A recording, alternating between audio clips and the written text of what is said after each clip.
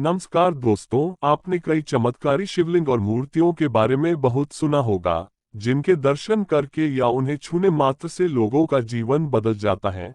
लेकिन दोस्तों, आज हम आपको एक दिव्य और शक्तिशाली रहस्यमयी पत्थर के बारे में बताएंगे, जो कि अगर किसी भी प्रकार के लोहे से एक बार छुआ दिया जाए, तो उस लोहे को कुछ ही पल में सोने में बदल के रख देता है। आपको बता दें, हम बात कर रहे हैं उस रहस्यमयी चमत्कारिक पारस पत्थर की, जिसे कई लोग पारस मणि के नाम से भी जानते हैं। पारस पत्थर के बारे में कहा जाता है कि ये वो चमत्कारिक पत्थर है जो लोहे को छूते ही उसका सोना बना देता है। जनश्रुति की मान्यताओं के अनुसार भोपाल से लगभग 50 किलोमीटर दूर रायसेन नाम का एक किला है, जिसमें लोगों द्वारा दावा किया जाता है कि ये पारस पत्थर आज भी वहां पर मौजूद है। इतिहासकारों की माने तो पहले पारस पत्थर इस किले के राजा के पास हुआ करता था, जिसके कारण इस किले के राजा को कई बार दूसरे राजाओं से युद्ध करना पड़ा, क्योंकि जो भी राजा या व्यक्ति इस चमत्कारिक पारस पत्थर के बारे में सुनता, उसके मन में इस पारस पत्थर को पाने का लालच पैदा हो जाता। अगर वीडियो पसंद आ रही है तो कृपया द डिवाइन स्टोरी चैनल को सब्सक्राइब जरूर करें।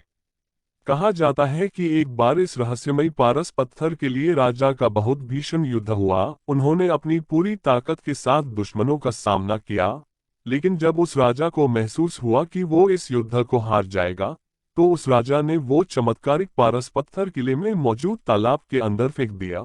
उस किले के राजा ने ये बात कभी किसी को नहीं बताई कि उसने पारस पत्थर के साथ क्या किया और उस पत्थर को कहाँ छुपाया। कुछ साल बाद राजा एक युद्ध के दौरान वीरगति को प्राप्त हो गया और देखते ही देखते वो सारा किला वीरान हो गया। लेकिन इसके बाद भी बाकी अन्य राजाओं का लालच उस पारस पत्थर के लिए कम नहीं हुआ, जिसके कारण उन राजाओं ने बहुत बार उस रायसेन किले की खुदाई करवाकर पारस पत्थर को ढूंढने की बहुत कोशिश की, लेकिन वो पारस पत्थर कभी किसी के हाथ नहीं लगा। दोस्तों, आपको जानकर हैरानी होगी, आज भी कई लोग पारस पत्थर की खोज में यहाँ पर रात में तांत्रिकों को साथ लेकर आते हैं। हालांकि सभी लोगों को निराशा ही हाथ लगी है। इतना ही नहीं, कई लोगों का तो ये तक कहना है कि यहाँ जो भी लोग पारस पत्थर की खोज में आते हैं, वो या तो दिमागी तौर पर पागल हो जाते हैं, या फिर उन लोगों की रहस्यमयी तरीके से मृत्यु हो जाती है। और ऐसा इसलिए होता है क्योंकि उस किले में पारस पत्थर की रक्षा लगातार एक जिन करता है। वो नहीं चाहता है कि ये चमत्कारिक दिव्य पारस पत्थर किसी गलत व्यक्ति के हाथों में चला जाए।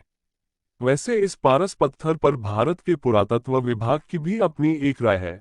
इनके अनुसार अब तक रायसेन के किले में ऐसा कोई सबूत नहीं मिला है जिससे ये बात साबित हो सके कि पारस पत्थर आज भी इसी रायसेन के किले में मौजूद है। लेकिन ये बात भी सच है कि लोग आज भी इस पारस पत्थर की तलाश में रायसेन के किले में चोरी छिपे ढूंढने जाते हैं। वैसे दोस्तों, क्या आप जानते हैं कि पौराणिक काल में ऐसी और भी कई चमत्कारिक रहस्यमयी मणियां हुआ करती थी? तो चलिए दोस्तों, उनमें से कुछ रहस्यमयी मणियों के बारे में विस्तार से जानते हैं।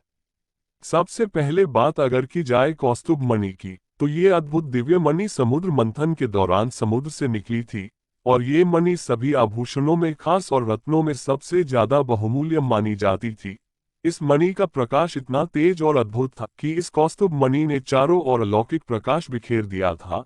दोस्तों, आपको बता दें कि इस कौस्तुभ मणि को स्वयं भगवान श्री हरि विष्णु जी ने धारण किया था। हालांकि जनश्रुति के अनुसार कहा जाता है कि बाद में ये मणि फिर से समुद्र की गहराइयों में चली गई थी, और अभी तक ये मणि वहीं है। दूसरी सबसे प्रसिद्ध मणि का नाम नागमणि है, जिसे स्वयं भगवान शेषनाग जी धारण करते हैं। आपने इस मणि से जुड़े कई किस्से और कहानियां सुने होंगे। हालांकि ये मणि सिर्फ और सिर्फ नागू यानी सांप के पास ही होती है।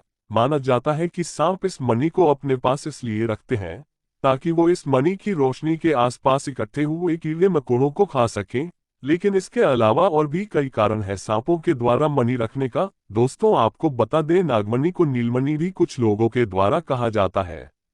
अब बात करते हैं स्यमंतक मणि की। ये मणि सबसे पहले देवराज इंद्र देव जी के पास हुआ करती थी, और वे इस मणि को अपनी उंगली में धारण किया करते थे।